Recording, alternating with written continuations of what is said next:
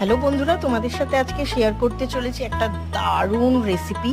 চলো দেখতে থাকো। সবার প্রথমেই আমি এখানে 1.5 কাপ মতো ময়দা নিয়ে নিয়েছি, তার সাথে দিয়েছি 1 কাপ কর্নফ্লাওয়ার, তার উপরে আমি দিয়ে দেবো 1 চামচ বেকিং পাউডার আর 1/2 চামচ দেবো বেকিং সোডা।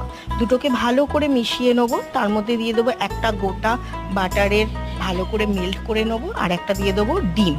ভালো করে মিশিয়ে নিয়ে তার মধ্যে একটু নুন আর গোলমরিচ গুঁড়ো দিয়ে দেবো। আর পুরো যে ব্যাটারটা গুলবো সেটা আমি গুলবো আইস কিউবস দিয়ে। আইস কিউব দিলে বেশি ভালো হয় আর ফ্রাইগুলো খুব ভালো ফুলবে। তো এখানে আমি ভেটকি মাছের কতগুলো ফিলে নিয়ে নিয়েছি, সেটাকে ওভারনাইট আমি ভালো করে ম্যারিনেট করে রেখে দিয়েছিলাম পুদিনা পাতা, ধনে পাতা, গোলমরিচ গুঁড়ো, লেবুর রস, আদা বাটা, নুন দিয়ে। এই দেখো গরম গরম তেলে ভেজে ফেললাম বাটার ফ্রাই, ভেটকি মাছের বাটার ফ্রাই। তোমাদের দেখে যদি ভিডিওটা ভালো থাকে like, share and subscribe. Tata.